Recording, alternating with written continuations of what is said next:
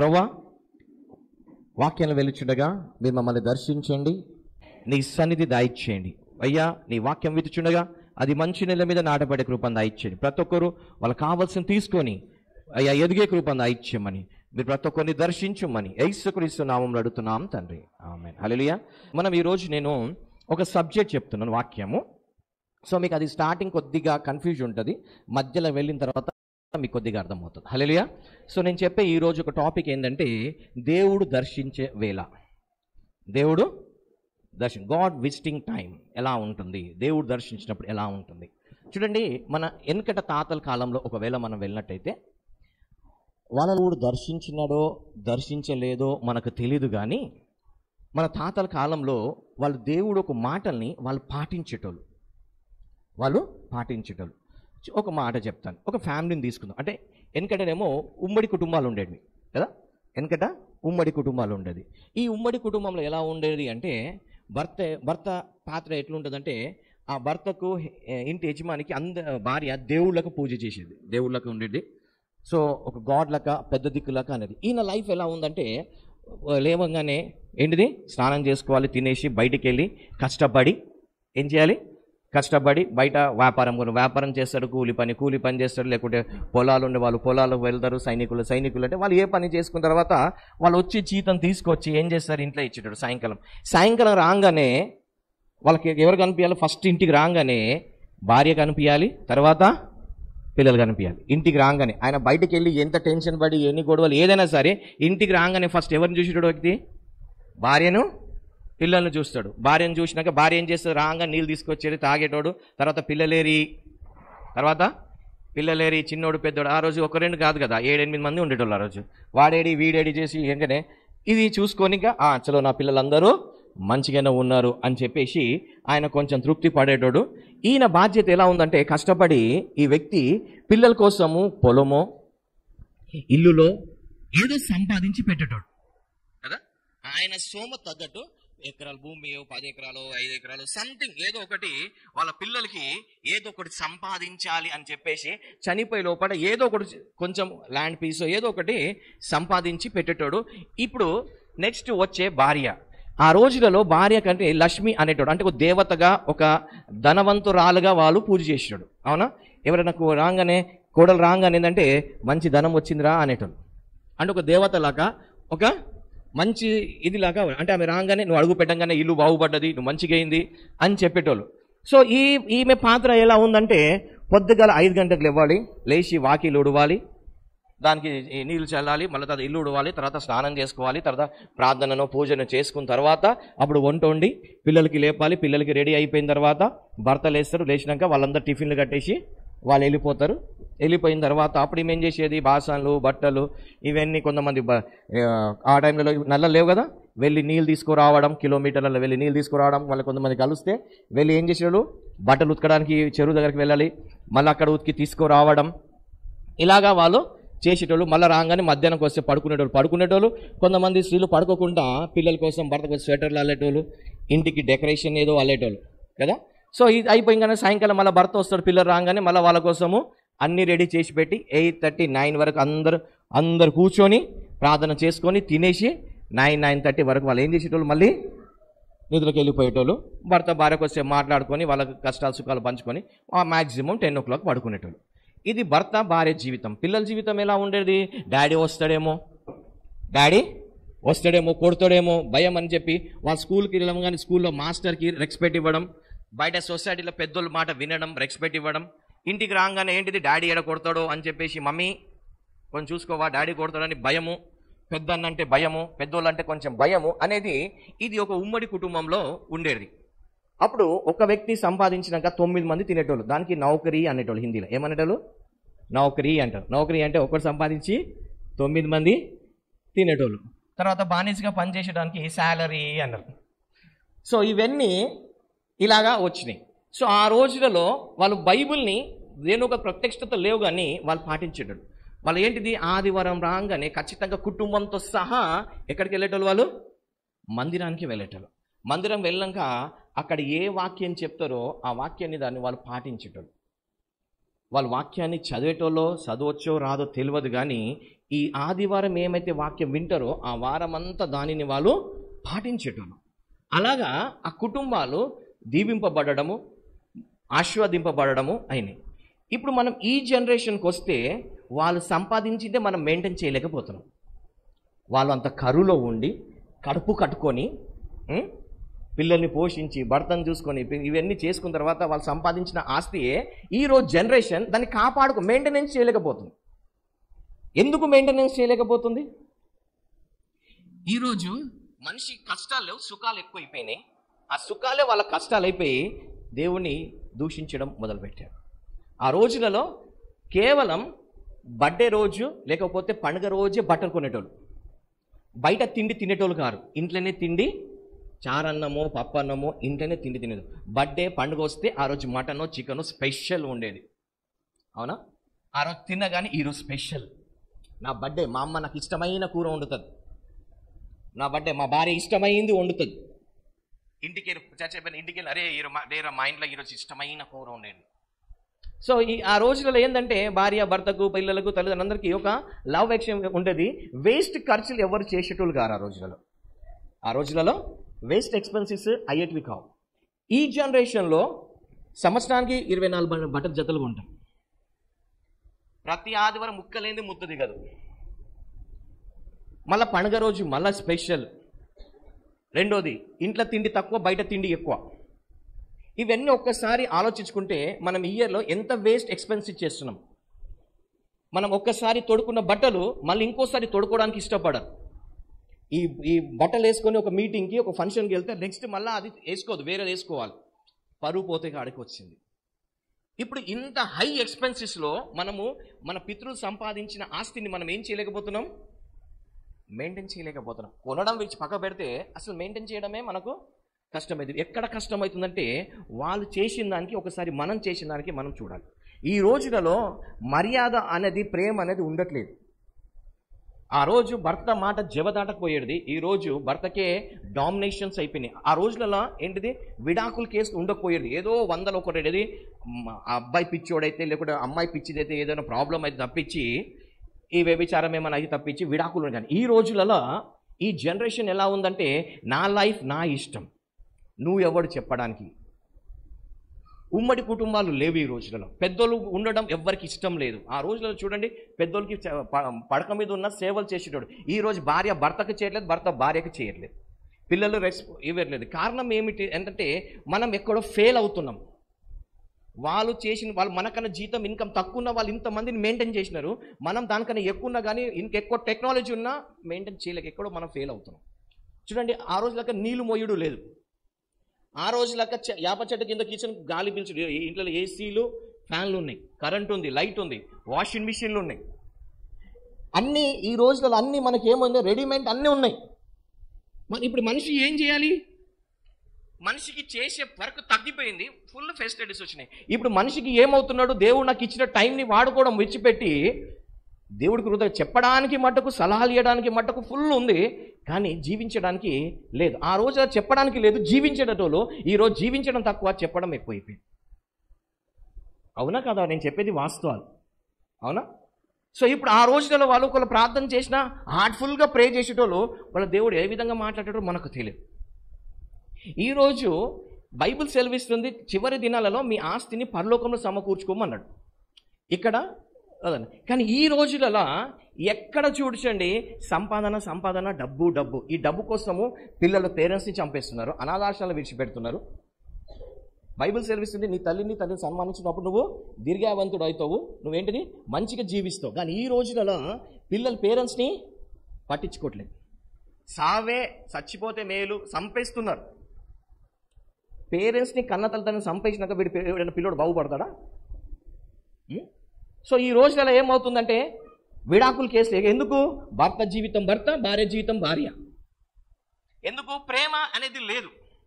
ఏంది? డబ్బు. There is no love. ఇప్పుడు ఏంటిది, నా భర్తకు వండి పెట్టాలి, ఈ రోజు లేదు, బయట నుండి తెచ్చుకొని తిందాం. జొమాటో, స్విగ్గీ ఇవన్నీ వచ్చేసి వంట కూడా లేదు. ఇప్పుడు పిల్లలు అంటారా, మా అమ్మ వంట చాలా మంచిది, నాకు ఇష్టం అని ఎవరైనా అంటున్నారా? రీజన్ ఏంటిది? సుఖం ఎక్కువైపోయి మనం ఏంటిది, దేవుని ఆజ్ఞలు పాటించకుండా వాళ్ళు సంపాదించింది కూడా మనం మెయింటైన్ చేయకుండా కష్టాలలో మనం ఉంటున్నాం.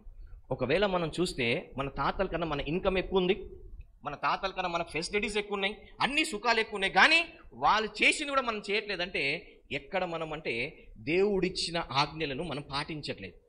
దానికి మళ్ళీ మనం పెట్టేది ఏంటంటే ఈ జనరేషన్ చూడండి, నువ్వు ఏ జనరేషన్లో ఉండవు కానీ బైబిల్ మారట్లేదు. మనం మారుతున్నాం కానీ బైబిల్ మారట్లేదు. ఈ రోజు చూడండి, భర్తకు భార్యకు ప్రేమలు ఎక్కడ ఉన్నాయి, పిల్లలకి పేరెంట్స్కి పిల్లలు ఎక్కడ ఉన్నాయి.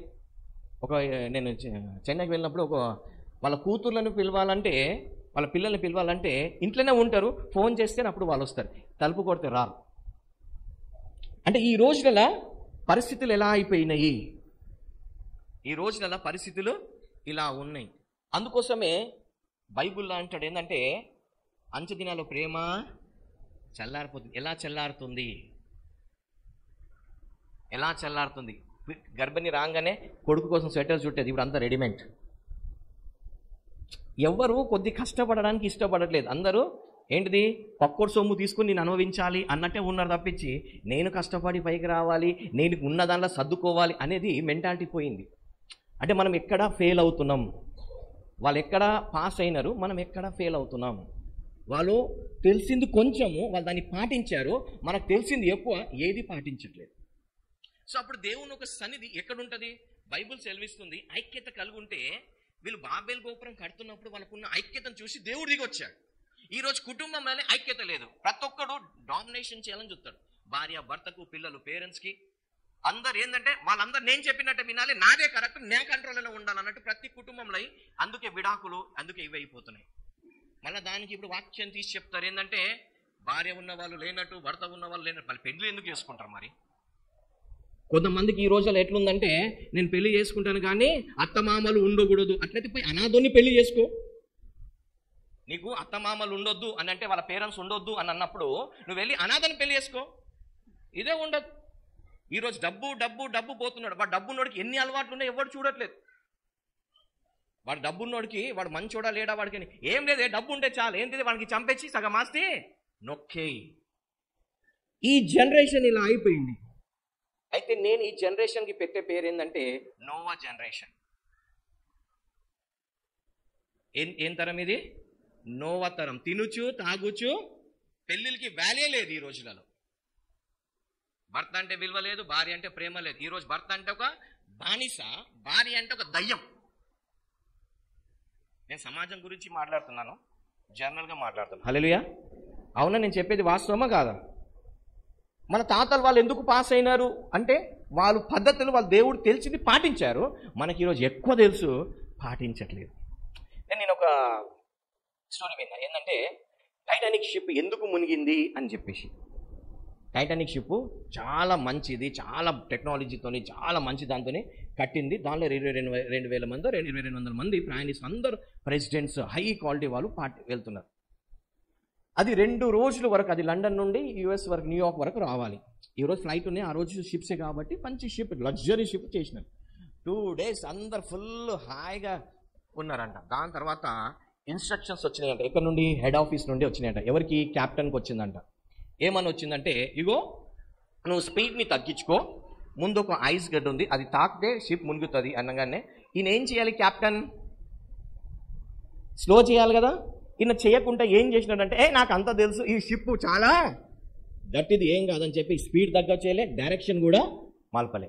మళ్ళా 3వ రోజు వచ్చిందంట, మళ్ళా 5వ రోజు వచ్చిందంట, మళ్ళా 5 సార్లు అది ఇన్స్ట్రక్షన్. అది ఇంకో కొద్దిసేపట్లో అది తాకబోతుంది అన్నప్పుడు కూడా మళ్ళీ ఇన్స్ట్రక్షన్స్ వచ్చి దాన్ని బండిని స్లో చేసి డైరెక్షన్ మలుపంటే ఈయన బండిని స్పీడ్ చేసి డైరెక్షన్ మలిపోయిందంట. అది కొద్దిగా తాకంగానే 2 గంటల్లో ఏమైంది? అది 2 ముక్కలైపోయినాయి. 2 ముక్కలైపోయి సగం మంది 1,500 మంది 2 గంటల్లో చచ్చిపోయారు. అయితే ఈ ఒక్క వ్యక్తి నిర్లక్ష్యం వలన ఈ 2,000 మంది ప్రాణాలు పోయినాయి. ఇది ఇంటర్వ్యూ ఎవరు ఇచ్చారంటే దాంట్లో ఒక ఆమె బతికిన ఆమె ఇంటర్వ్యూ ఇచ్చింది. ఆమె చెప్పిన టెస్ట్ మనీ, దాంట్లో ఒక ఆమె బతికి బయటపడ్డది, ఆమె ఇచ్చిన టెస్ట్ మనీ అనమాట టైటానిక్లో. ఈ క్యాప్టెన్ వలన ఏంటంటే, ఈ క్యాప్టెన్ ఏం చేసినాడు? ఓడని చూసుకొని ఏం కాదను, కానీ ఇన్స్ట్రక్షన్స్ని ఏమనుకున్నాడు? ఆయనకు చెప్తున్న దానిని నిర్లక్ష్యం పెట్టిన, బాబు ముందు జాగ్రత్త, ముందు జాగ్రత్త, ముందు ఏం కాదు అని.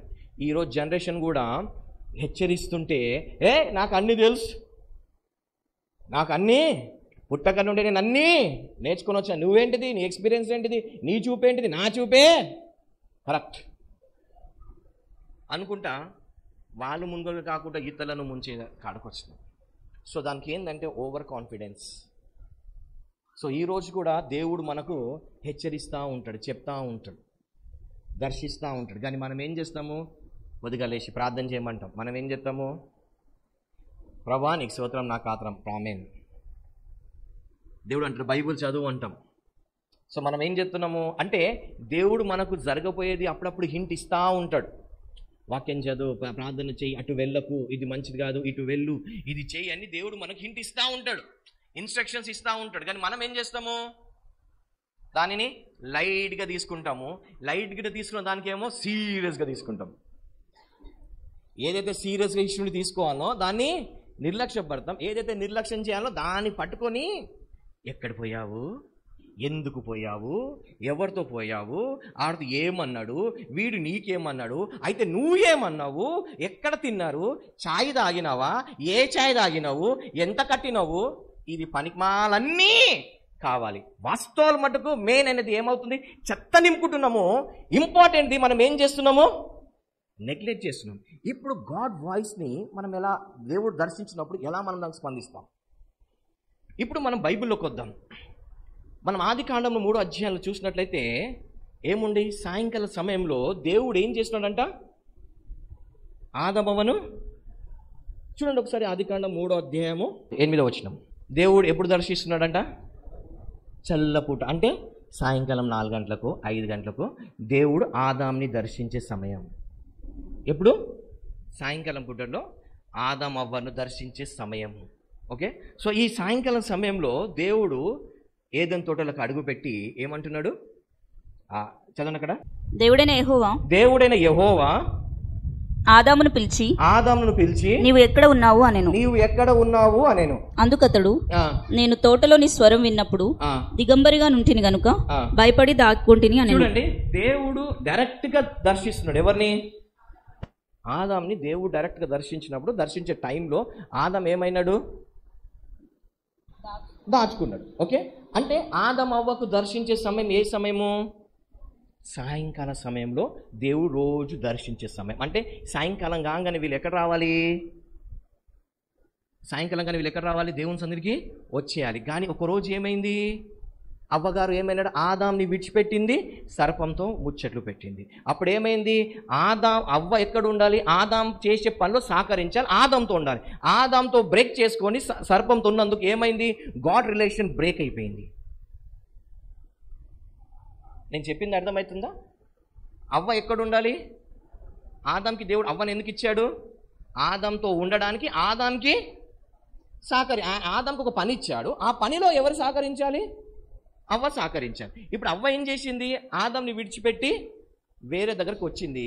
అప్పుడు ఏమైంది, నాకు ఫ్రీడమ్ లేదా అంటే ఏమైంది, ఏదో టోటల్లో నీకు ఫ్రీడమ్ ఉంది కానీ సర్పంతో మాట్లాడే ఫ్రీడమ్ నీకు లేదు. ఏమైంది ఇప్పుడు, ఈ ఒక్క రాంగ్ స్టెప్, ఫ్యామిలీలో రాంగ్ స్టెప్ గాడ్కి ఏమవుంది కట్టే. ఇప్పుడు అవ్వ అన్నదనుకో, ఏందండి దేవుడు బిడ్డలం కదా, డైరెక్ట్ నీ దేవుడు ఎవరు, ఒక మాట చెప్తే దేవుడు తల్లి అనవచ్చు. ఎవరికి, ఆదాంకి దేవుడు తల్లి అనవచ్చు.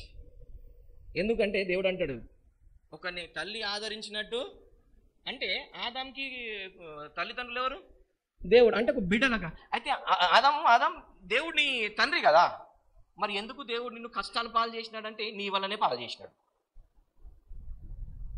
నీ వల్లనే కష్టాలు. ఒకవేళ నువ్వు చక్కగుంటే అసలు కష్టాలు వచ్చేటి కావు. సో మనది వన్ థింగ్, వెన్ యూ ఫ్యామిలీలో ఒకవేళ నువ్వు రాంగ్ స్టెప్ వేస్తే నీకు దేవుడికి కమ్యూనికేషన్ కట్ అవుతుంది, అది జాగ్రత్త. అప్పుడు నువ్వు కష్టాలు పాలవుతావు, ఏం చేయాలో నీకు అర్థం కాదు.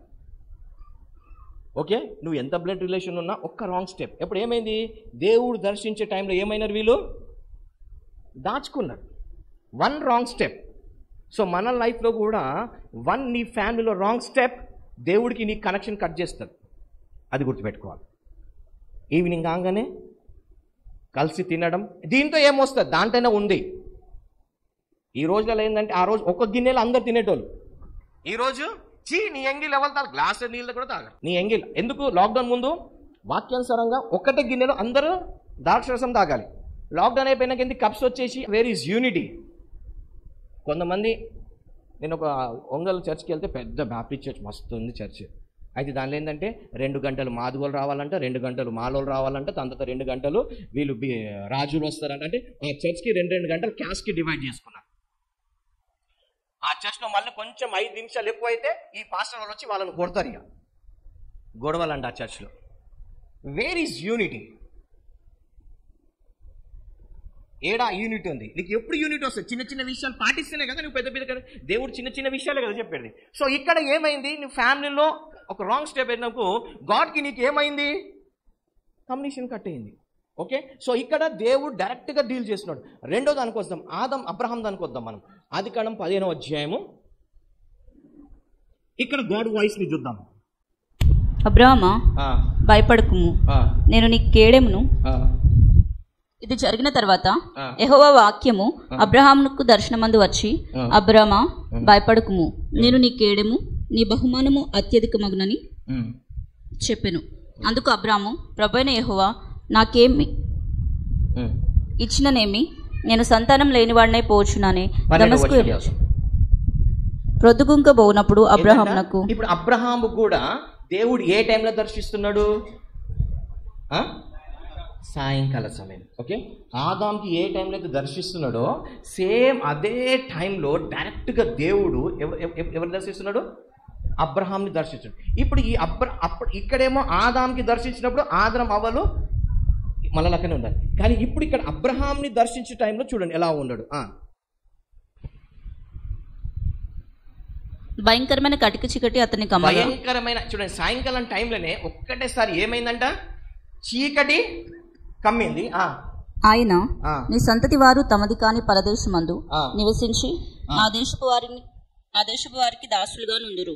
వారు 400 ఏండ్లు వీరిని శ్రమ పెట్టుదురు. వీరు ఎవరికి దాసులు అగుదురో ఆ జన్మమునకు నేనే తీర్పు తీర్చుదును. తర్వాత వారు మిక్కిలి ఆస్తితో బయలుదేరి వచ్చుదురు. నీవు క్షేమంగా నీ పితరుల యొద్దకు పోయేదవు, మంచి వృద్ధాప్యమందు పాతి పెట్టబడదవు. అమోరీల అక్రమం ఇంకను సంపూర్ణము కాలేదు గనుక నీ 4వ తరం వారు ఇక్కడికి మరలా వచ్చేదరని నిశ్చయంగా తెలుసుకోమని అబ్రహాంతో చెప్పాను. చూడండి, ఇక్కడ అబ్రహాం ఫ్యామిలీ కరెక్ట్ ఉంది కాబట్టి దేవుడు అబ్రహాంకి ఫ్యూచర్ గురించి చెప్తున్నాడు. ఇక్కడ ఆదం ఫ్యామిలీ డిస్టర్బ్ అయింది కాబట్టి కర్స్ రిలీజ్ అయింది. హల్లెలూయా. ఆదాం ఫ్యామిలీ డిస్టర్బ్ అయింది, కర్స్ రిలీజ్ అయింది. ఇక్కడ అబ్రహాము ఫ్యామిలీ కరెక్ట్ ఉంది కాబట్టి ఏం రిలీజ్ అవుతుంది? జనరేషన్ తరాతరాల ఆశీర్వాదాలు ఏమవుతున్నాయి? ఇది సాయంకాల పూటనే, ఇది సాయంకాల పూటనే. ఇక్కడ హెడ్ ఆఫ్ ద ఫ్యామిలీ, ఇక్కడ కూడా హెడ్ ఆఫ్ ద ఫ్యామిలీయే. పురుషులారా మీకే ఆదాంలా లేకుండా అబ్రహాంలా?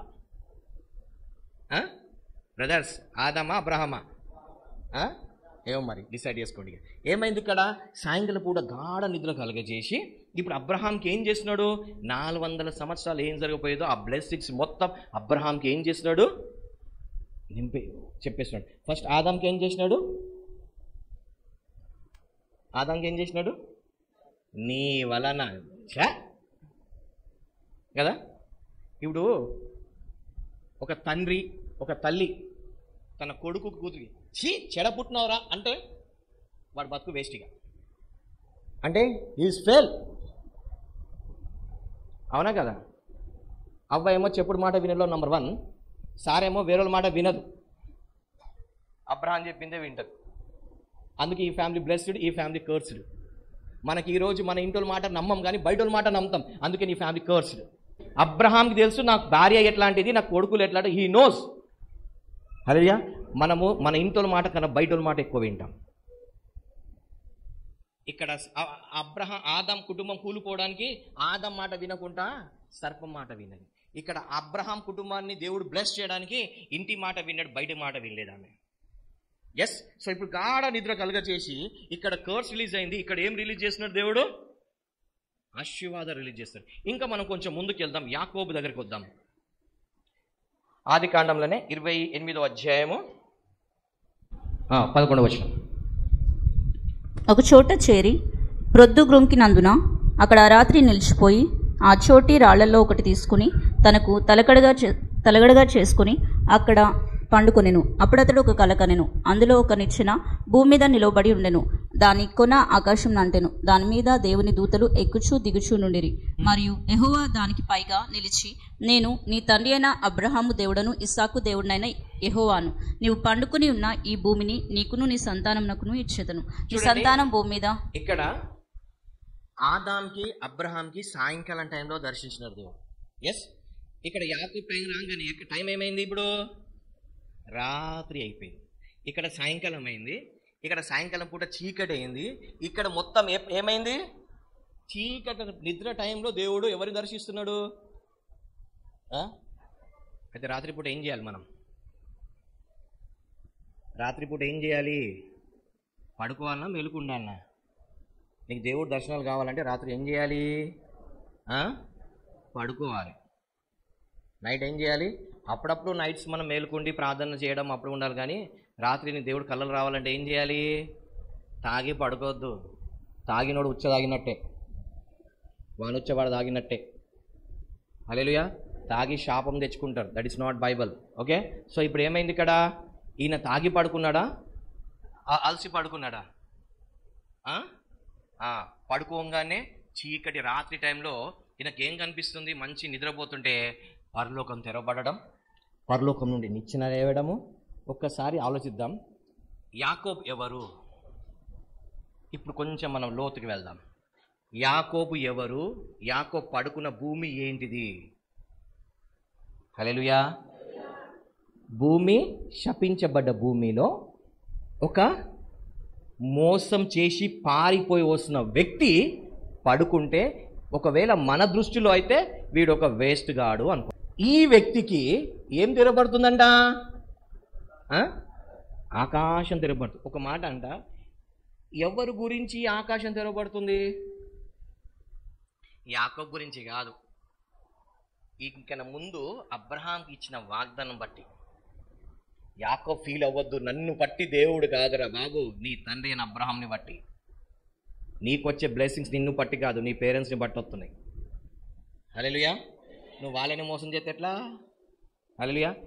స్పిరిచువల్ బ్లెస్సింగ్ నీ పాస్టర్మని బట్టి వస్తాయి.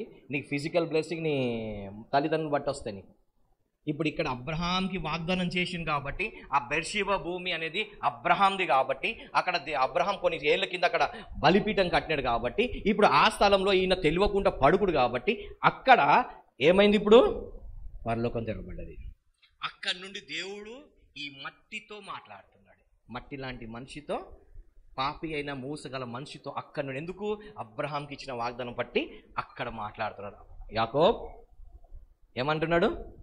నీ తండ్రి, చదవండి ఒకసారి, చదవమని. నీ తండ్రి అయినా అబ్రహాము దేవుడను. చూసినారా? నీ తండ్రి అయినా అబ్రహాం దేవుడు నేను, ఇస్సాకు దేవుని దేవుడైన యెహోవా. తాత బ్లెస్సింగ్స్ మనవడికి వస్తున్నాయి. అవునా? రైట్. నువ్వు పండుకొని ఉన్న ఈ భూమిని నీకును నీ సంతానమునకును ఇచ్చేదను. ఆల్రెడీ అబ్రహాంకి ఇచ్చేసినాడు అది. ఇప్పుడు మళ్ళా మనవడికి ఇస్తా అంటున్నాడా? నీ సంతానము భూమి మీద లెక్కకు ఇసుక రేణువుల వలె అగును. నీవు పడమటి తట్టును, తూర్పు తట్టును, ఉత్తరపు తట్టును, దక్షిణపు తట్టును వ్యాపించదువు. భూమి యొక్క వంశంలన్నయు నీ మూలంగాను నీ సంతానం మూలంగాను ఆశీర్వదింపబడును. ఇదిగో నేను నీకు తోడయుండి నువ్వు వెళ్ళు ప్రతి స్థలమందును నిన్ను కాపాడుచు ఈ దేశమునకు నిన్ను మరలా రప్పించెదను. నేను నీతో చెప్పినది నెరవేర్చే వరకు నిన్ను విడవనని చెప్పగా యాకోబు నిద్ర తెలిసి నిశ్చయంగా యెహోవా ఈ స్థలమందు ఉన్నాడు. పొద్దుగల లేచినాడా? రాత్రి లేచినాడా? చెప్పాడు. ఇక్కడ ఏముంది? నిద్ర లేచి అని ఉంది కదా. అది తెల్లవారప్పుడు లేచినాడా? తెల్లవారు కాకముందుకే లేచినాడా? తెల్లవారు కాకముందుకే లేచినాడు. తెల్లవారు కాకముందుకే ఆ దర్శనం అయిపోగానే లేచినాడు. లేచి ఏమంటున్నాడు? నిశ్చయంగా యెహోవా ఈ స్థలమందున్నాడు. అది నాకు తెలియకపోయిను అనుకుని. ఎందుకంటే అబ్రహాం అక్కడ బలిపీఠం కట్టాడు. ఆ స్థలంలో బలి ఇచ్చారు కాబట్టి, నిబంధన జరిగింది కాబట్టి అది ఇక్కడ ఈయనతో స్థిరపరచబడుతుంది. హల్లెలూయా, హల్లెలూయా. రైట్. ఇప్పుడు ఒక క్వశ్చన్, యాకోబు అబ్రహాంని చూసినాడా చూడలేదా?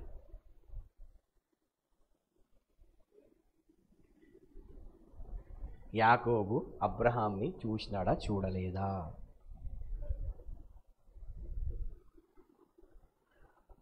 పోనీ అబ్రహాం యాకోబ్ని చూసినాడా చూడలేదా? చూసిందా? చూసినాడు. అబ్రహాం యాకోబ్ని చూసినాడు. హల్లెలూయా. యాకోబు అబ్రహాంని చూసినాడు లేదో తెలియదు, కానీ అబ్రహాం మటుకు యాకోబ్ని చూసినాడు. హల్లెలూయా. సో ఇప్పుడు ఇక్కడ ఆదాంకి చల్లపూట దేవుడు దర్శించే సమయము, దాని తర్వాత అబ్రహాంకి చల్లపూట దర్శించే సమయము, ఇక్కడ యాకోబ్కి దర్శించే సమయం కొంచెం మారింది. కాలాలు మారుతున్న కొలది దేవుడు దర్శించే విధానాలు కూడా మారుతా ఉన్నాయి. హల్లెలూయా. ఇప్పుడు మనము నిర్గమకాండము 3వ అధ్యాయంకి వద్దాం. మోషే మిద్యాను యాజకుడైన యిత్రోను తన మామ మందను మేపుచు ఆ మందను అరణ్యం అవతలకు తోలుకుని దేవుని పర్వతమైన హోరేబుకు వచ్చును.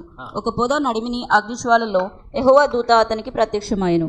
అతడు చూచినప్పుడు అగ్ని వలన ఆ పొద మండుచూ ఉండెను, కానీ పొద కాలిపోలేదు.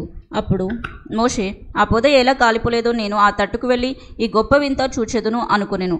దానిని చూచుటకు అతడు ఆ తట్టు వచ్చుట యెహోవా చూచెను. దేవుడు ఆ పొద నడుము నుండి మోషే మోషే అని అతన్ని పిలిచెను. అందుకతడు చిత్తము ప్రభువా అనెను. అందుకాయన దగ్గరకు రావద్దు, నీ పాదముల నుండి నీ చెప్పులు విడువుము, నీవు నిలిచి ఉన్న స్థలము పరిశుద్ధ ప్రదేశము అనెను. మరియు ఆయన, నేను నీ తండ్రి దేవుడను, అబ్రహాము దేవుడను, ఇస్సాకు దేవుడను, యాకోబు దేవుడను అని చెప్పగా మోషే తన ముఖమును కప్పుకొని దేవుని వైపు చూడ వెరిచెను. ఇప్పుడు ఇక్కడ ఒక్కసారి మనం మళ్ళా ఈ వాక్యాన్ని కొద్దిగా మెల్లగా చదువుదాం, ఇప్పుడు అర్థమవుతుంది. 2వ వచనం చూద్దాం. రైట్. ఒక పొద నడిమిని. ఈ పొద ఏంటిది? ఒక చెట్టు.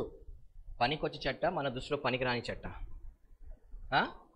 ఒక పనికిరాని చెట్టు ఏమవుతుందంట? మండుతుంది. పనికొచ్చంట ఫలాలు ఇచ్చే చెట్ట, పనికిరాని ఏదో ఒక చెట్టు ఏమవుతుంది అక్కడ? మండుతుంది. ఓకే, ఇప్పుడు ఇక్కడ కొంచెము ఆలోచిద్దాము. ఒక చెట్టు మండుతుంది. అగ్నిజ్వాలల్లో యెహోవా దూత ప్రత్యక్షమైంది. ఒక పొద నడిమిని. ఒక పొద నడిమి. పొదలో ఏంటిది? మధ్యలో నడిమి. అగ్నిజ్వాలలో యెహోవా దూత అతనికి ప్రత్యక్షమాయెను. ఇక్కడ ఎవరు ప్రత్యక్షమవుతున్నారు? యెహోవానా యెహోవా దూతనా? ఎస్, మంచి గుర్తు పెట్టుకోండి. ఓకే, ఒక చెట్టు మండుతుంది. చెట్టు మధ్యలో నుండి మండుతుంది. ఓకే, ఈ చెట్టు నుండి ఎవరు? యెహోవా దూత. ఏం చేస్తుంది దూత? అతనికి ప్రత్యక్షమాయెను. ఎవరికి ప్రత్యక్షం అవుతుందో? మోషేకి. రైట్. అతడు చూచినప్పుడు అగ్ని వలన ఆ పొద మండుచూ ఉండెను. అగ్ని వలన ఆ పొద మండుచుండెను. కానీ పొద కాలిపోలేదు. అప్పుడు మోషే, ఆ పొద ఎలా కాలిపోలేదు? నేను ఆ తట్టు వెళ్ళి ఈ గొప్ప వింత చూచెదను అనుకొనెను. Okay, right. ఇప్పుడు మోషే ఆ చెట్టును చూస్తున్నాడా? చెట్టులో ఉన్న మంటని, మధ్య నుండి వచ్చిన మంటను చూస్తున్నాడా, లేకుంటే దూతను చూస్తున్నాడా? చెప్పండి. చెట్టు మండుతుంది మధ్యలో నుండి, అక్కడ యెహోవా దూత ఉన్నాడు. అవునా? ఇప్పుడు మోషే చెట్టుని చూసి వస్తున్నాడా? చెట్టులో ఉన్న మంటను చూసి వస్తున్నాడా? చెట్టు దగ్గర ఉన్న దేవుని ఒక దూతను చూసి వస్తున్నాడా? చెట్టు కాలుతున్న మంటను చూసి వస్తున్నాడు. రైట్. ఇంకా దానిని చూచుటకు అతడు ఆ తట్టు వచ్చుట యెహోవా చూచెను. ఇక్కడ ఎవరు చూస్తాడు? ఇప్పుడు మోషే దగ్గర రావడం ఎవరు చూస్తున్నారు? ఇప్పుడు అక్కడ దూతన యెహోవానా ఎవరున్నారు అక్కడ? మంచి చదవండి, మంచి చెప్పండి. దానిని చూచుటకు అతడు ఆ తట్టు వచ్చుట యెహోవా చూచెను. చెట్టు దగ్గర దేవుని ఒక దూత ఉన్నాడా? దేవుడు ఉన్నాడా? దేవుడా? దేవుడు దూతనా? దేవుడు దూతనా? మరి ఇంతకుముందు ఎవరున్నారు? దూత ఉన్నాడు. ఇప్పుడు ఎవరున్నారు అక్కడ? ఏముంది అక్కడ? చూద్దామా. ఎవరు చూసినాడంట? పొద వైపు రావడము దేవుడు చూశాడా? దేవుడు ఆ పొద నడుమ నుండి మోషే మోషే అని అతన్ని పిలిచెను. చూడండి, ఒక్కసారి పిలిస్తే సరిపోదా? ఒక్కసారి పిలిస్తే సరిపోదా? ఎందుకు దేవుడు 2 సార్లు మోషే మోషే అని పిలిచినాడు? సరే, ఇట్లా ఎంతమందిని పిలిచినాడు దేవుడు? ఆదమా ఆదమా అన్నాడా? అన్నాడా? అన్నది. దేవుడు ఫస్ట్ టైం 2 సార్లు పేరు పెట్టి పిలిచింది ఎవరో తెలుసా? అబ్రహాం. అబ్రహాం అబ్రహాం అప్, కత్తి లేపంగానే ఆపేసినాడు. ఫస్ట్ టైం ఎవరిని పిలిచినాడు దేవుడు? అబ్రహాంని పిలిచాడు. రెండోసారిగా యాకోబ్ని పిలుస్తాడు, యాకోబ్ యాకోబ్. మూడోసారి మోషేని పిలుస్తాడు, మోషే మోషే. నాలుగోసారి సమయల్ సమయల్. ఐదోసారి మార్తా మార్తా. దాని తర్వాత సిమియోన్ సిమియోన్, పేతురు పేతురు. లాస్ట్కి సౌలా సౌలా, నన్ను ఎందుకు హింసించుచున్నావు నాయనా. ఈ 7 మందికే దేవుడు 2 సార్లు పెట్టి పిలిచాడు బైబిల్లో. హల్లెలూయా. ఈ 7 మందికే 2 సార్లు. ఈ 7 మంది టాప్. చూడండి, దేవుడు ఎవరైనా దర్శిస్తున్నప్పుడు ఆ వ్యక్తి పట్ల ప్లాన్ ఉంది కాబట్టి దేవుడు దర్శిస్తాడు. ఆ వ్యక్తితో దేవుడు పని ఉంది కాబట్టి దేవుడు మాట్లాడతాడు. పని పాట లేకుండా దేవుడు మాట్లాడాడు. హల్లెలూయా. మీరు ఒక గవర్నమెంట్ ఆఫీషియల్ ఉండేననుకోండి, ఒక కలెక్టరే ఎవరితో పడితే వాళ్ళతో మాట్లాడతారా? పన్నున్న వాళ్ళతోనే. ఒక కలెక్టర్కి ఎంత ఇది ఉంటే దేవుడు ఎవరికైనా మాట్లాడుతున్నాడు, దర్శించాలంటే ఇట్స్ వెరీ ఇంపార్టెంట్. అది చాలా ముఖ్యమైనది ఉంటేనే ఆ వ్యక్తిని పిలుస్తామాట. కానీ 2 సార్లు పిలుస్తున్నాడంటే ఆ వ్యక్తి ఎంత ప్రాముఖ్యమైన వ్యక్తి. ఆ వ్యక్తి ప్రాముఖ్యమైన వ్యక్తి ఉంటేనే 2 సార్లు పిలుస్తాడు. హల్లెలూయా. ఇక్కడ మోషేని కూడా మోషే మోషే ఈజ్ అ వెరీ ఇంపార్టెంట్. 2 సార్లు పెట్టడానికి, ఆ వ్యక్తికి అటెన్షన్ చేయడానికి, ఆయన వైపే దృష్టి మళ్లించడానికి. ఇప్పుడు చూద్దాం, కిందికి వద్దాం కొద్దిగా. దానిని చూచుటకు అతడు ఆ తట్టు వచ్చుట యెహోవా చూచెను. దేవుడు ఆ పొద నడుమ నుండి మోషే మోషే మోషే అని అతని పిలిచెను. అందుకతడు చిత్తము ప్రభువా అనెను. అందుకు ఆయన, దగ్గరకు రావద్దు, నీ పాదముల నుండి నీ చెప్పులు విడువుము, నీవు నిలిచిన స్థలము పరిశుద్ధ ప్రదేశము అనెను. మరియు ఆయన, నేను నీ తండ్రి దేవుడను, అబ్రహాము దేవుడను, ఇస్సాకు దేవుడను, యాకోబు దేవుడను అని చెప్పగా మోషే తన ముఖమును కప్పుకొని. ఒక్క నిమిషం. ఇప్పుడు యెహోవా దూత మాట్లాడుతున్నాడా? యెహోవా మాట్లాడుతున్నాడా? ఎవరితో మాట్లాడుతున్నాడు? మోషేతో కదా. ఈ రోజు కూడా దేవుడు ఒక వ్యక్తిని మాట్లాడాలంటే ఏ విధంగా మాట్లాడాలంటే, ఒక పనికిమాలిన చెట్టు, ఒక పనికిమాలిన శరీరం, దీనిలో ఉన్న పరిశుద్ధాత్ముడు ఒక మంటను పెడతాడు. ఎక్కడ పెడతాడు? మంట ఎక్కడి వస్తుంది? చెట్టులో. ఇక్కడ హృదయంలో మంట పెడతాడు. ఒక వ్యక్తి పనికిరాని ఒక వ్యక్తిని పట్టుకొని ఆ వ్యక్తికి పరిశుద్ధాత్మతో నింపి అక్కడ లోపల మంట పెట్టి, ఆ మంట నుండి ఎవరు మాట్లాడతారు? యెహోవా మాట్లాడుతున్నారు. స్టార్టింగ్ ఎవరు మాట్లాడినారు? తర్వాత ఎలా మాట్లాడారు? ఇప్పుడు ఎవరు ఎట్లా మాట్లాడుతున్నాడు? దేవుడు ఆదంతో ఎలా మాట్లాడాడు? అబ్రహాంతో ఎలా మాట్లాడాడు? యాకోబ్తో ఎలా మాట్లాడాడు? ఇప్పుడు మోషేతో ఎలా మాట్లాడుతున్నాడు? మోషేకి టైమింగ్ చేంజ్ అయింది. ఆదాంకి, అబ్రహాంకి, యాకోబ్కి మాట్లాడే ఈయనకు వేరే విధంగా మాట్లాడుతున్నాడు దేవుడు. Timing change. మాట్లాడే విధానం, దేవుడు దర్శించే విధానం ఏమైంది? మార్చబడ్డది. హల్లెలూయా. ఈ రోజులలో దేవుడు ఏ విధంగా మాట్లాడతాడు? ఒక పనికిమాలిన వ్యక్తిని పట్టుకొని ఆయనకు పరిశుద్ధాత్మతో నింపి ఆయనకు మండుచ్చు, ఆ మంటను పట్టి వచ్చిన వారికి ఎవరిని దేవుడు ఆకర్షించాలో వాళ్ళకే అక్కడ జంతువులు ఆకర్షింపబడ్డాయా? మోషే ఆకర్షింపబడ్డా? ఈ రోజు కూడా దేవుడు ఒక పనికిరాని వ్యక్తిని పట్టుకొని ఆయనకు పరిశుద్ధాత్మతో నింపి లోపటి నుండి మంటను పుట్టించి అప్పుడు ఏం చేస్తున్నాడు? ఆయనకు కావలసిన వారికి రప్పించుకుంటా ఈ వ్యక్తి ద్వారా ఈయన ఏంటిది? ఫస్ట్ మనం దేవుని ఒక దూత, ఒక సేవకుడు, దేవుడు ఒక రిప్రజెంటేటివ్, దూత. కానీ ఈ దూతలో నుండి మాట్లాడే వ్యక్తి ఎవరు? దేవుడు మాట్లాడుతున్నాడు. ఎవరితో మాట్లాడుతున్నాడు? ఈ పనికిమాలి ఘటంతో. ఈ మోషే ఎవరు? ఈ పనికిమాలి చెట్టుని వాడుకుంటా ఈ పనికిమాలి మోషేని దేవుడు దర్శిస్తున్నాడు. ఒక పారిపోయిన మోషే, భయంతో నిండిన మోషే, ఒక నత్తివాడైన మోషే, అవునా? సాకులు చెప్పే మోషే, పని తప్పించుకునే మోషే, అవునా? ఈ వ్యక్తితో, ఈ మన దృష్టిలో ఒక పనికిరాని వ్యక్తితో, ఈ పనికిమాని దానితో దేవుడు దర్శిస్తున్నాడు. హల్లెలూయా. కానీ దర్శించే వే చూస్తే మతిపోతుంది. అస్సలు ఈ మోషేకి ఏంటిది, ఈ చెట్టు నుండి దేవుడు మాట్లాడడం ఏంటిది? ఈరోజు కూడా ఈ సేవకుడు ఎవడు, ఈ సేవకుడు ద్వారా దేవుడు నాతో మాట్లాడడానికి నేనెవరిని మనం ఒకసారి ప్రశ్నించుకోవాలి. హల్లెలూయా. ఈ సేవకుడు ఎవడు? ఒక పనికిమాలిన చెట్టు, పనికిమాలిన శరీరం పట్టుకున్నాడు. దాంట్లో దేవుడు ఒక ఆత్మతోని మండుతూ ఆ ఆత్మలో నుండి దేవుడు మాట్లాడుతున్నాడు. ఇప్పుడు వినేటోళ్ళం మనం ఎవరము? మోషే లాంటి వాళ్ళం, పారిపోయిన వాళ్ళము, మోసం చెప్పేటోళ్ళం, సాకులు చెప్పేటోళ్ళం. అవునా? ఇంట్లో పోయి అరే కొంచెం పాల ప్యాకెట్ తీసుకురాంటే, ఇగో రూపాయి కమిషన్ ఇస్తేనే నేను తీసుకొస్తా అనేటోళ్ళం మనం. ఓ అన్నకు చెప్పు, ఇప్పుడు నాకే చెప్తావా అనేటోళ్ళం మనం. పని తప్పించుకోవడం మనము. నాకు రా, నాకు పోయి మాట్లాడిపోరా, నాకు రాదు మాట, నువ్వే మాట్లాడుకో. సేమ్ మోషేలాగా మనం కూడా సాకులు చెప్పి తప్పించుకొని పారిపోయే ఇవన్నీ క్వాలిటీస్ మనం. ఇప్పుడు మోషేకి ఏ విధంగా అయితే దేవుడు చెట్టుని నేడు మనకు కూడా దేవుడు ఒక సేవకుడు పెట్టి మంటలు పెట్టి దాని నుండి మాట్లాడుతున్నాడు. హల్లెలూయా. ఇప్పుడు ఇక్కడ మోషేతో ఎవరున్నారు? దేవుడు ఉండి ఇవన్నీ చేస్తున్నాడు. కానీ హైలైట్లకు ఎవరు వస్తున్నారు? మోషే వస్తాడు. ఒక సేవకుడిని పెట్టుకొని సంఘాన్ని దేవుడు వాడుకుంటున్నాడు. కానీ హైలైట్లకు ఎవరు వస్తారు? సంఘం వస్తారు. మోషేలాగా ఉంటే సంఘం వస్తుంది. ఇక్కడ మోషే హైలైట్ అవుతున్నాడు, ఇక్కడ దేవుడు హైలైట్ అవుతున్నాడు. ఎస్,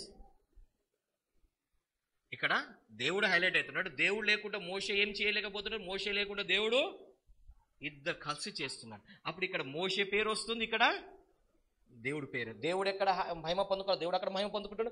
మోషేకి ఎక్కడ ఘనత ఇవ్వాలి, అక్కడ దేవుడు మోషేకి ఘనత ఇస్తున్నాడు. ఎస్, ఒక సంఘాన్ని కూడా దేవుడు మోషేలాగా చూస్తున్నాడు.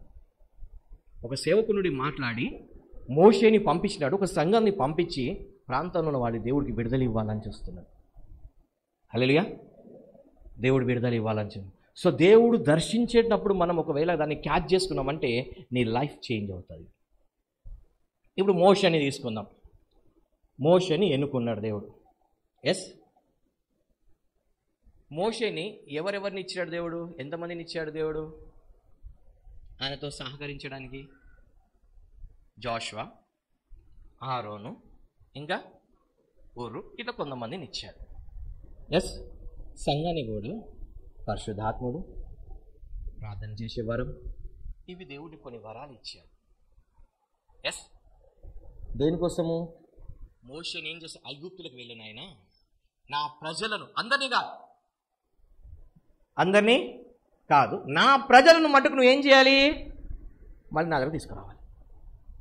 ఎస్, ఇప్పుడు చర్చ్ ఈ చివరి దినాలలో ఎవరితో ఎన్కౌంటర్ కావాలి?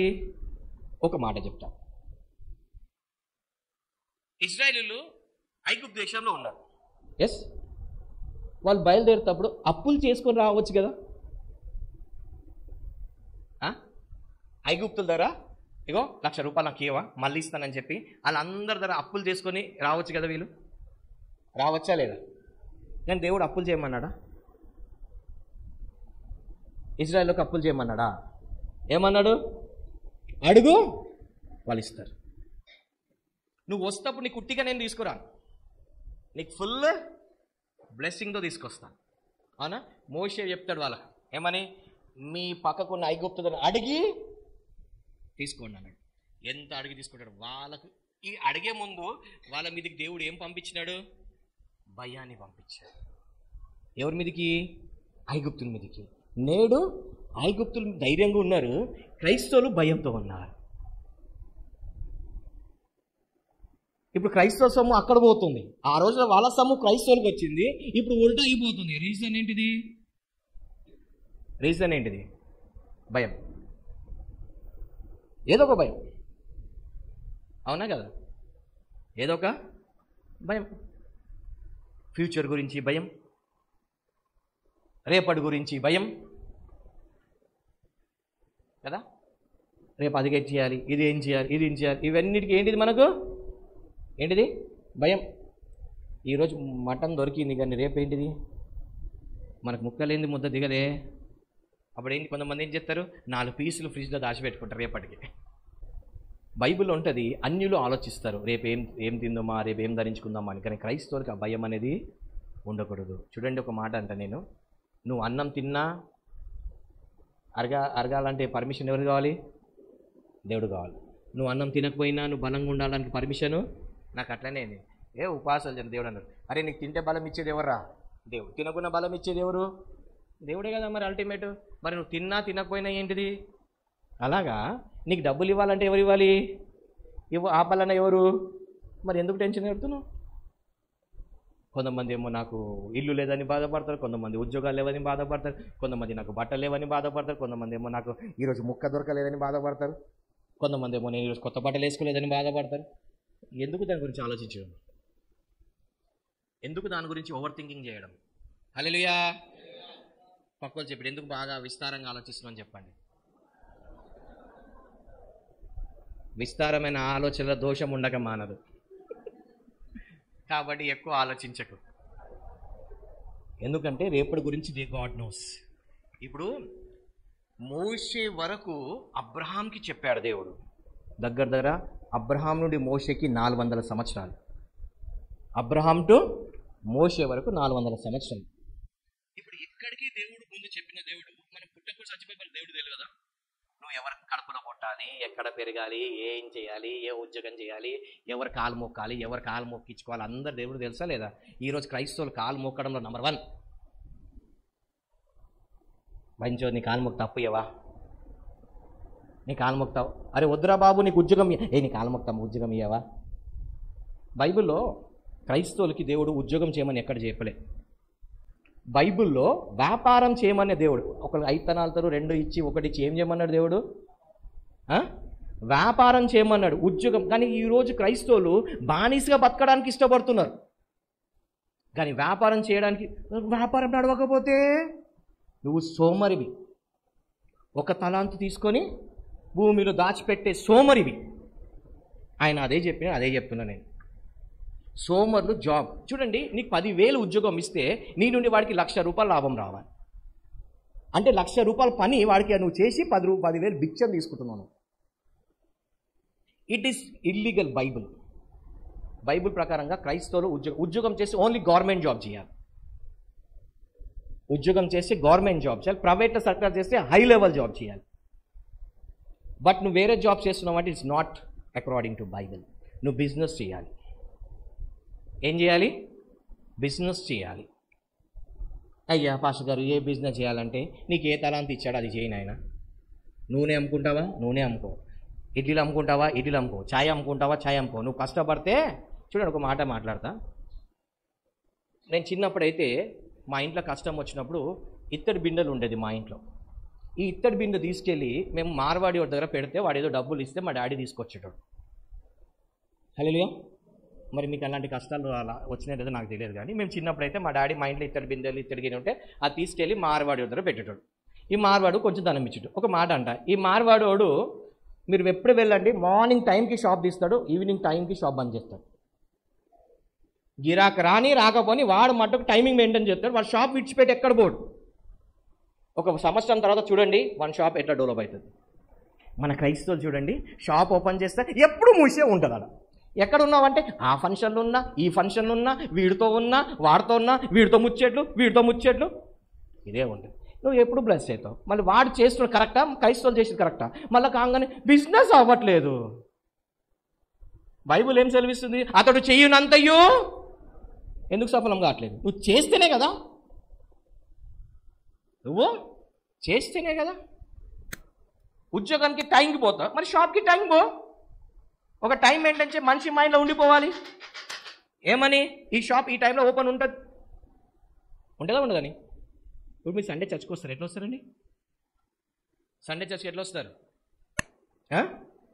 కొంతమంది 2 o'clockకి బయటికి పోయి ప్రోగ్రామ్ పెట్టుకోరా? ఏమని పెట్టుకుంటారు? మా పాస్టర్ గారు 1 o'clock లోపల చర్చ్ క్లోజ్ చేస్తే 2 o'clock నేను బయటికి వెళ్ళవచ్చు అని చెప్పేసి వేరే చర్చ్లో పెట్టుకుంటారు అట్లా టైమింగ్స్. ఎందుకు? ఎప్పుడైతే నువ్వు టైం మెయింటైన్ చేస్తావో నీకు క్వాలిటీ వస్తుంది. నువ్వు ఒక వ్యాపారం ఇచ్చిన దానికి ఏం చేయాలి? డెవలప్ చేయాలి. సో క్రైస్తవులు వ్యాపారం, బైబిల్లో చూడండి, అందరు వ్యాపారం చేసిన వాళ్ళు ఉన్నారు. కొందరు కార్పెంటర్లు వర్క్ చేసినారు, కొందరు టెంట్లు కుట్టి అమ్మినారు. నువ్వు బిజినెస్ చేయాలి. క్రైస్తవులు బిజినెస్. మనకేంటంటే అయ్యా నీ కాలమొక్తయ్యా, ఉద్యోగం ఇవ్వవా? 10,000 అయినా సరే పర్లేదు చేసుకుంటానయ్యా. నువ్వు పొద్దుగా రాగానే పోరా అనగానే తిట్టినా పడతానయ్యా. But according to Bible business చేయాలి. నువ్వు న్యూ టెస్ట్మెంట్ మొత్తం ఒక వ్యాపారి అంటాడు యేసు. క్రైస్టియన్స్ అందరికీ హింట్ ఏంటంటే యూదులు జాబ్స్ చేయరు, వాళ్ళు బిజినెస్ చేస్తారు. They are the rich persons.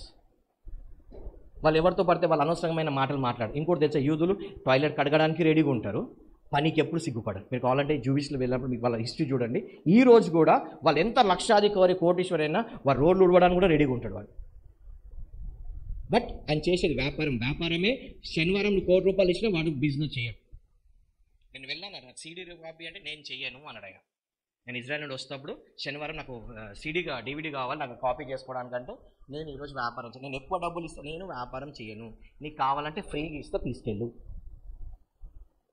ఫ్రీగా ఇస్తాను తీసుకెళ్ళి, కానీ నాకు రూపాయి వద్దు. అది వాస్తవానికి ఆ టైంలో ₹400 ఆయన ఫ్రీగా ఇచ్చినాడు ఆయన, కానీ డబ్బులు తీసుకోలేదు. ఎందుకంటే నేను శనివారము వ్యాపారము చెయ్యను, నీకు అవసరము కాబట్టి ఇస్తున్నా, లేకపోతే అది కూడా నేను ఇవ్వను. They will maintain. క్రైస్తవులు కూడా ఉద్యోగాలు కాదు, వ్యాపారాలు చేయాలి. ఏం చేయాలి? వ్యాపారాలు చేయాలి. ఓకే, మన టాపిక్ వద్దాం ఇప్పుడు. ఎక్కడికి వచ్చినా మన టాపిక్ ఇప్పుడు మోషే. ఎస్, సంఘంలో ఉన్న వాళ్ళందరూ ఎవరు ఇప్పుడు? చర్చ్లో ఉన్న ప్రతి వ్యక్తి ఎవరు ఇప్పుడు? మోసెస్. ఇప్పుడు ఇక్కడ ఆదాంకి దేవుడు డైరెక్ట్గా మాట్లాడాడు, అబ్రహాంకి దేవుడు డైరెక్ట్గా మాట్లాడాడు, యాకోబ్కి డైరెక్ట్ మాట్లాడాడు. కానీ మోషేకి వచ్చే వరకు ఒక వస్తువు నుండి, భూమిలో ఉన్న వస్తువు నుండి మాట్లాడుతున్నాడు. ఎస్, నేడు కూడా ఒక సేవకుడిని ఎన్నుకొని ఆ వ్యక్తిలో నుండి దేవుడు మాట్లాడతాడు. అలాగే దేవుడు నాతో మాట్లాడాలంటే నీతో పన్ను ఉంటే డైరెక్ట్గా దేవుడు అలా కూడా మాట్లాడతాడు. నేను ఒకరోజు దేవా నీ స్వరం వింటే ఫస్ట్ బైబిల్ స్వరం వినరా అన్నాడు. ఎప్పుడైతే నువ్వు బైబిల్ స్వరాన్ని వినగలుగుతావో అప్పుడు సేవకుడు స్వరం వినగలవు, సేవకుడు మాట, దాని తర్వాత నీకు దేవుడు కొంతమందికి దేవుడు డైరెక్ట్ కూడా మాట్లాడతాడు. రూల్స్ ఇట్లానే ఏం లేదు, అది ఎవరితోనే ఎట్లయినా మాట్లాడచ్చు. కానీ నువ్వు వినగల చెవులు నీకు ఉండాలి. ఏముండాలి? మోషేకున్నాయి ఆ చెవులు. ఏమున్నాయి? మోషేకున్నాయి. మరి ఈరోజు నీకున్నాయా? దేవుడు మాట్లాడుతుంది విని చేయడానికి. అప్పుడు మోషేకి వ్యతిరేకంగా ఎవరు మాట్లాడినా మనకి రోగాలు వస్తాయి. ఈరోజు మోషేలకే రోగాలు వస్తున్నాయి. ఎందుకు? ఇప్పుడు దేవుడు ఏం చేస్తాడు? మోషేకి ఎలా మాట్లాడుతున్నాడు? ఒక చెట్టులో మంట నుండి, ఇప్పుడు చూడడానికి ఈ చెట్టు ఎవరు? దేవుని ఒక దూత. దాని చెట్టు లోపల ఉండేది పరిశుద్ధాత్ముడు. ఆ పరిశుద్ధాత్మ నుండి మాట్లాడేది ఎవరు? దేవుడనే. ఎప్పుడైతే నువ్వు వినగల చెవులు ఉన్నావు, చూడగల కళ్ళు ఉంటే నీ లైఫ్ చేంజ్ అవుతుంది. హల్లెలూయా. సో ఇప్పుడు మనము లాస్ట్ డేస్లో ఉన్నాం కదా, దేవుడు ఎలా మాట్లాడితే ఇగో ఈ విధంగా మాట్లాడుతున్నాడు. ఇలా ఫైర్ నింపి దేవుడు మాట్లాడి ఆయన ప్రజలను, ఇప్పుడు ఏంటిది? టైం ఆసన్నమైంది. మోషే దిగినాడంటే దాని అర్థం ఏంటిది? మోషే ఎక్కడ? ఐగుప్తులో అడుగు పెట్టినాడు అంటే దాని అర్థం ఏంటిది? మోషే ఐగుప్తులో అడుగు పెట్టినాడు, దాని అర్థం ఏంటిది? ఇజ్రాయేలుకు విడుదల సమయం వచ్చేసింది. ఈ మోషే ఎక్కడి నుండి దిగినాడు? కొండ మీదకి వెళ్ళి దిగినాడు. ఎస్, ఇప్పుడు ఎండ్ టైం రివైవల్ త్వరగా రాబోతుంది. సో ఇది వచ్చింది అన్ని అంటే మనమందరం బట్ట బోధన అన్ని చదువుకొని పోవాల్సిన సమయం. ఎస్, సో ఇప్పుడు డేస్లో ఉన్నాం కాబట్టి మోషేగా మనము మన ప్రాంతంలో ఉన్న వాళ్ళని దేవుని దగ్గర నడిపించే బాధ్యత ఎవరి మీద ఉంది? నువ్వు మోషే అయితే నీ మీద ఉంది. లేదు నాకు నేమ్ కావాలి, నాకు ఫేమ్ కావాలి, నాకు ధనము కావాలి అంటే నువ్వు ఐగుప్తులోనే ఉండాలంటే అవన్నీ పెట్టుకో. హల్లెలూయా. చేస్తేనే ఉండాలి. సో ఈరోజు గాడ్ విజిటింగ్ టైమ్స్. సో దేవుడు నీకు దర్శించినప్పుడు దాన్ని నువ్వు గ్రహించగలిగి ఉండాలి. మళ్ళీ బైబిల్లో చూస్తాం, లాస్ట్గా దేవుడు కుమారునే పంపించాడు. కుమారుని ద్వారా దేవుడు అన్నీ ఇచ్చేసాడు మనకు. ఎస్, సో బైబిల్ మనకు ఉంది, ఎవ్రీథింగ్ వర్డ్ ఇస్ మనకు ఉంది. హల్లెలూయా. సో వాక్యాన్ని దేవుడు మించి ఏది మాట్లాడు. సో ఈ లాస్ట్ డేస్లో నీ మైండ్ సెట్ని కొద్దిగా మార్చుకో. నీకు అప్పులు అవుతున్నాయంటే ఖర్చులు తగ్గించుకో. చూపించుకోవడానికి బతకకు, దేవుడి కోసం జీవించు. వెనకటి రోజులలో 1-2 జతలతోనే వాళ్ళు పరిచయం చేశారు. వెనకటి 1-2-3 జతలతోనే వాళ్ళు సంవత్సరం అంతా గడిపారు. ఈరోజు మనకి ఏం కావాలి? వేసిన బట్ట మళ్ళీ మనం కట్టద్దా?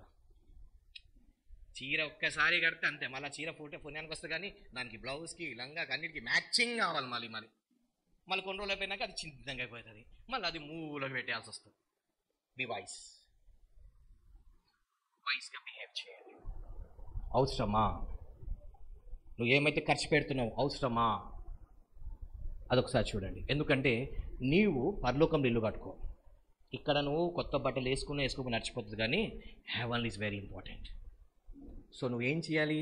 నీ పరలోకంలో నీళ్లు కట్టుకోవడానికి చూడు. హల్లెలూయా. పరలోకంలో ఇల్లు కట్టుకోండి. ఇక్కడ ఇల్లు కట్టుకోదనని ఇక్కడ కూడా ఇల్లు కట్టుకోండి.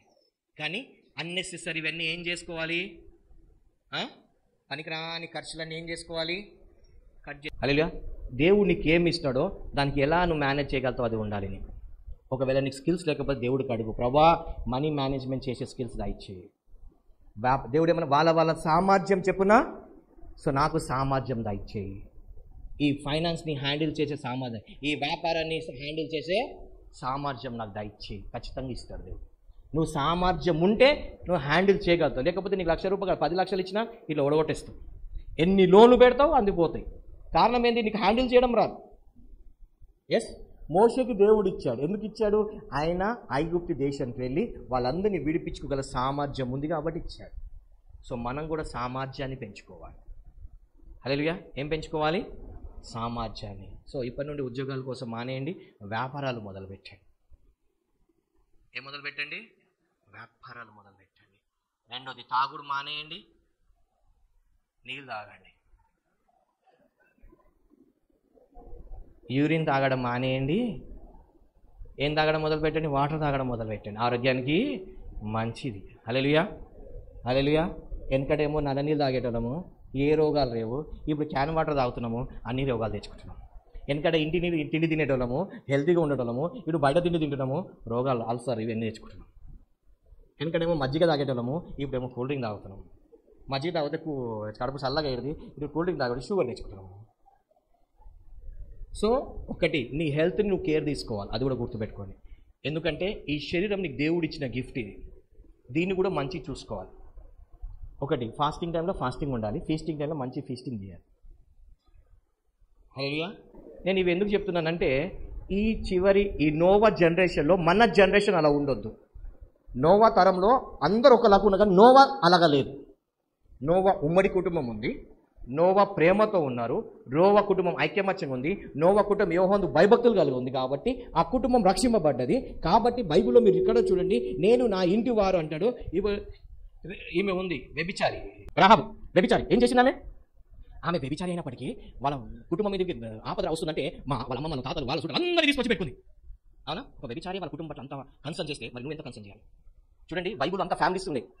యోషువ నేను నా ఇంటి వారు, జక్కయ్య నేను ఈ ఇంటికి యువర్ హౌస్. నువ్వు బయట పరిచయం చేయాలంటే, నీ బయట చచ్చిపోయి లేపాలి అన్నా కానీ నీ ఫస్ట్ ఇల్లు చక్కగా ఉండాలి. నీ ఇంట్లో ఒక బైబిల్ ప్రకారం పద్ధతి లేకపోతే నువ్వు ఏది చేయలేవు. నైనా వెంకటలో అంత గొప్ప పరిచయం చేయడానికి కారణం ఏంటి? వాళ్ళ బలం, ఫ్యామిలీ.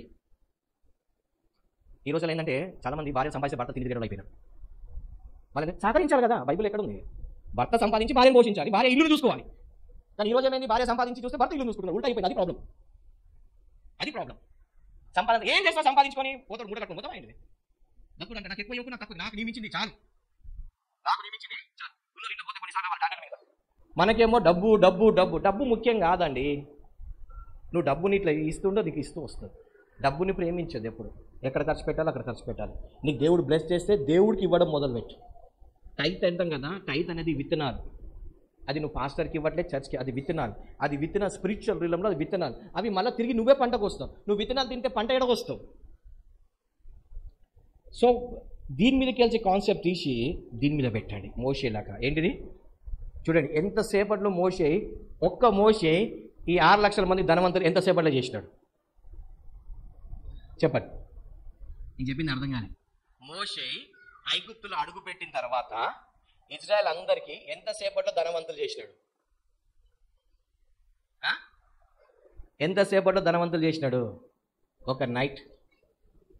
ఎస్, ఒక రోజులని చేసినాడు. దేవుడు కూడా మనకు ధనవంతులు చేయడం అంత టైం పట్టదు.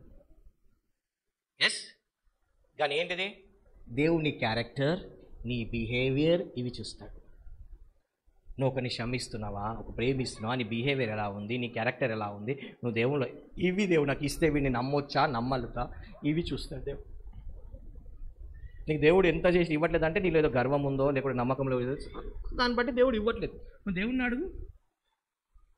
ఒకవేళ ప్రభా అది ఇస్తే తొలగిపోతానేమో, అది నాలో నుండి తొలగించు, మనం తొలగించినాక దేవుడు ఇస్తాడు. హల్లెలూయా. మీరు అనుకుంటారు నేను పని చేస్తే డబ్బులు పెట్టుకొని చేస్తాను. నేను అసలు డబ్బులు పెట్టుకునే చేయాలి. అది నాతో ఉన్న వాళ్ళకే తెలుస్తుంది ఏది డబ్బులు పెట్టుకొని చేయాలి. ఫేత్ అది అయిపోయినాక నెక్స్ట్ వస్తుంది, అది అయిపోయినాక వస్తుంది, అది అయిపోయినాక వస్తుంది. అదే అంటాను. ఎట్లా వస్తుంది అంటే అది అయిపోయినాక వస్తుంది, ఎట్లా వస్తుంది అంతే. ఎందుకు? నాకు డబ్బు మీద ఏం లేదు. ఒక పని ఉందాడా దేవుడు ఇస్తాడు. నేను ఒక మేనేజర్, హీఈస్ ద బాస్. అది అయిపోయినాక వస్తూనే ఉంటుంది. అది అయిపోయినా కొంచెం వెనుక ముందు 9 టెన్షన్ పడతాను, కానీ మళ్ళీ ఆ పని ఎట్లయినా అయిపోతుంది. హల్లెలూయా. ఎందుకు? నేను ఒక సర్వెంట్ లాగా చూసుకుంటాను. నేను ఒక బాస్ లాగా చూడాను. ఒకవేళ డబ్బు మీద క్రేవింగ్, డబ్బు మీద ఉంటే నేను నా లైఫ్ వేరేగా ఉండేది. అందరు పాస్టర్ లాగా నేను కూడా సూట్లు వేసుకొని ఏసీలు పెట్టుకొని అందరు నన్ను నా చుట్టూ 10 మందిని పెట్టుకొని నేను చేసేటోని. నేను కూడా మీరు బయట చూడండి, పాస్టర్లు 1-2 ప్రాఫెసర్కి పెద్ద హంగామా చేస్తారు. మరి 100 ప్రాఫెసర్లు చెప్తాను. మరి నేను అట్లాంటి హంగామాలు చేయనే. మరి ఇప్పుడు నేను కూడా ఒకవేళ అలాంటి ప్రాఫెసర్లు చెప్పుకుంటా హంగామా చేస్తే నేను కూడా ఫుల్ అయిపోతుంది క్రూసైడ్ ఎవ్రీ మంత్. హల్లెలూయా. ఎక్కడ పోయినా ప్రాఫెసర్ చెప్తా, కానీ మామూలుగా చెప్పేస్తా వాళ్ళక ఇట్లా అది పొడిగించుకుని దానికి సీన్ చేసి చెప్తే అది చెప్పేది లాస్ట్కి 2-3 ఉంటాయి, ఎక్కువ ఏమి ఉండవు. మీరు చూడండి టీవీలలో మీరు చూస్తారు కదా, మీరు మంచి చాలా మేధావులు కదా, టీవీలలో మొబైల్స్లో చూస్తారు కదా, మీటింగ్స్కి వెళ్ళినప్పుడు వాళ్ళు చూడండి మొత్తం మీటింగ్లో 2-3 మిరాకిల్సే 2-3 చేస్తారు. దానికి ఎంత పెద్ద హంగామా చేస్తారు. మరి మన చేసిన ఎన్ని అయితే మనం ఎన్ని హంగామాలు చెప్తాం గమనించాం. హల్లెలూయా. లాస్ట్ డేస్లో అక్కడ యేసు ప్రభు ఉన్నాడు, ఇక్కడ యేసు ప్రభు ఉన్నాడు పోవద్దు. బైబిలే సెలవిస్తుంది. నువ్వు ఏ సంఘానికి కట్టబడ్డావో ఆ సంఘంలో ఉండవు. అక్కడ నుండి నువ్వు వాడబడడానికి చూడు, నువ్వు తిరగడానికి చూడ. నువ్వు ఒక సంఘం నుండి నువ్వు వాడబడి సంఘానికి చేర్చడానికి చూడు. అది మనకు ఉంది. ప్రతి ఒక్కరికి రివార్డ్ ఆయన ఇస్తాడు. హల్లెలూయా.